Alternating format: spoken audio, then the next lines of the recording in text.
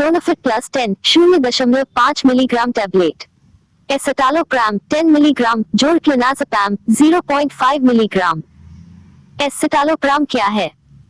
Escitalopram एक antidepressant है जो दवाओं के एक समूह से संबंधित है जिसे चयनात्मक सेरोटोनिन रीपटेक इनहिबिटर एसएसआरआई कहा जाता है।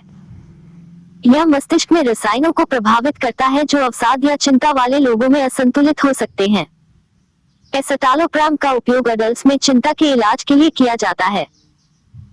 एसिटालोप्राम का उपयोग वयस्कों, अडल्ट्स और किशोरों में प्रमुख डिप्रेसिव डिसऑर्डर विकार के इलाज के लिए भी किया जाता है जो कम से कम 12 वर्ष के हैं। क्लोनाज़ेपम क्या है? क्लोनाज़ेपम एक बेंजोडाइजेपाइन है।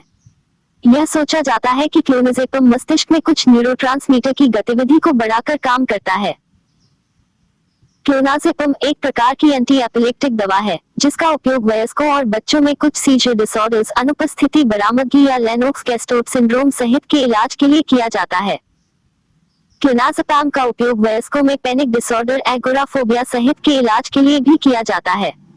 विवरण: क्लोनाफिट प्लस 10 0.5 मिलीग्राम टैबलेट एक संयोजन दवा है जिसका उपयोग अवसाद और चिंता विकार, डिप्रेशन एंड एंजाइटी डिसऑर्डर दोनों से पीड़ित रोगियों के उपचार के लिए किया जाता है। यह दवा 18 वर्ष से कम उम्र के रोगियों में उपयोग करने के लिए अनुशंसित नहीं है। क्लोनाफिट प्लस 10 0.5 मिलीग्राम टैबलेट का उपयोग यह किसके लिए निर्धारित है? कोमोर्बिड डिप्रेशन और चिंता विकार। इस दवा का उपयोग अवसाद और चिंता विकारों दोनों से पीड़ित रोगियों के उपचार के लिए किया जाता है।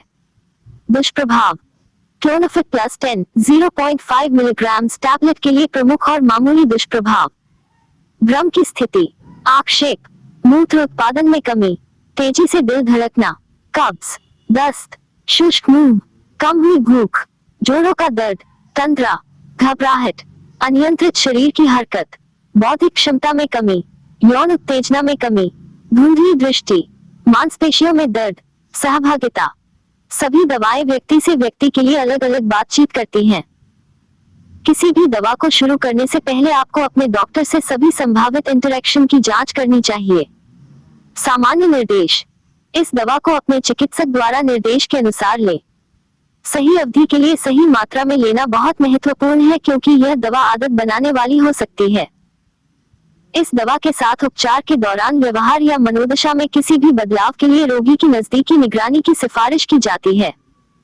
यदि आपको कोई अवांछनीय दुष्प्रभाव अनुभव हो तो डॉक्टर से सलाह लें। अपने चिकित्सक से परामर्श के बिना इस दवा का उपयोग बंद न करें।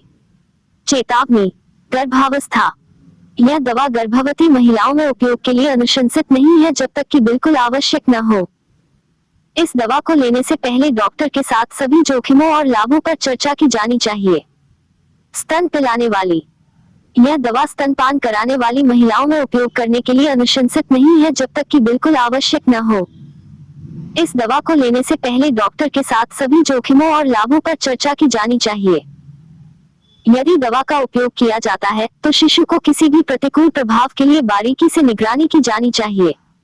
सामान्य चेतावनियां: बाल चिकित्सा आबादी: यह दवा 18 वर्ष से कम उम्र के रोगियों में उपयोग करने के लिए अनुशंसित नहीं है क्योंकि उपयोग की सुरक्षा और प्रभावकारिता नैदानिक रूप से स्थापित नहीं है। मधुमेह: इस दवा का उपयोग मधुमेह के एक ज्ञात इतिहास वाले रोगियों में सावधानी के साथ किया जाना चाहिए क्योंकि यह रक्त में शर्करा के स्तर में वृद्धि के कारण होता है। ऐसे रोगियों के लिए रक्त शर्करा के स्तर की करीबी निगरानी की सिफारिश की जाती है। रोगी की नैदानिक स्थिति के आधार पर उचित खुराक समायोजन आवश्यक हो सकता है। असामान्य रक्तस्राव: यह दवा कुछ रोगियों में असामान्य रक्तस्राव के जोखिम को बढ़ा सकती है। यह जोखिम विशेष रूप से खून बहने वाले विकारों के इतिहास वाले रोगियों में होता है और एस्पिरिन, एनएसएआईडीएस, एंटीकोगुलेंट आदि के साथ इलाज कर रहे रोगियों में किसी भी असामान्य रक्तस्राव या घाव, मल में रक्त आदि की तुरंत डॉक्टर को रिपोर्ट करें। रोगी की नैदानिक स्थिति के आधार पर एक उपयुक्त विकल्प के साथ उचित खुराक समायोजन या प्रतिस्थापन आवश्यक हो सकता है। बिगड़ा हुआ गुर्दा समारोह: इस दवा का उपयोग गुर्दे की बीमारियों के एक ज्ञात इतिहास के साथ रोगियों में सावधानी के साथ किया जाना चाहिए ताकि रोगी की स्थिति बिगड़ने का खतरा बढ़ जाए। ऐसे रोगियों के लिए किडनी के कार्य की निगरानी की सिफारिश की जाती है। नैदानिक स्थिति के आधार पर उपयुक्त खुराक समायोजन या एक उपयुक्त विकल्प के साथ प्रतिस्थापन आवश्यक हो सकता है। आत्महत्या की प्रवृत्ति। यह दवा कुछ रोगियों में आत्मघाती व्यवहार का कारण बन सकती है। यह जोखिम विशेष रूप से दवा के लंबे समय तक उपयोग पर होता है।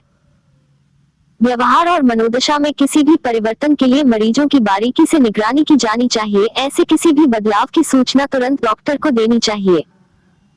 नैदानिक स्थिति के आधार पर उपयुक्त खुराक समायोजन या एक उपयुक्त विकल्प के साथ प्रतिस्थापन की आवश्यकता हो सकती है। जागरूकता और आंदोलनों के साथ हस्तक्षेप। यह दवा सामान्य जागरूकता और शरीर के आंदोलनों में हस्तक्षेप कर सकती है। यह सलाह दी जाती है कि आप इस दवा के साथ उपचार के दौरान वाहन चलाने या भारी मशीनरी चलाने जैसी कोई भी गतिविधि न करें।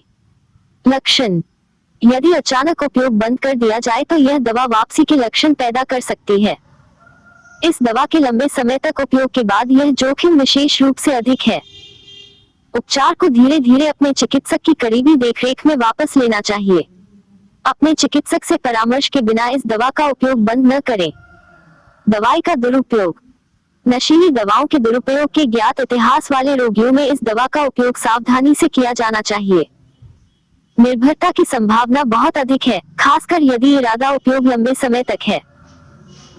रोगियों को मूड और व्यवहार में किसी भी परिवर्तन और किसी भी दवा की मांग वाले व्यवहार के लिए बारीकी से निगरानी की जानी चाहिए। ऐसे किसी भी बदलाव की सूचना तुरंत डॉक्टर को देनी चाहिए। वृद्धि हुई लार। इस दवा से लार में वृद्धि हो सकती है। स्राव से निपटने में कठिनाई वाले रोगियों को इस दवा को प्रशासित करते समय सावधानी बरतने की सलाह दी जाती है। श्वसन संबंधी विकार वाले रोगियों में यह जोखिम विशेष रूप से अधिक है। इस दवा से उपचार शुरू करने से पहले डॉक्टर को श्वसन संबंधी किसी भी विकार की सूचना दें।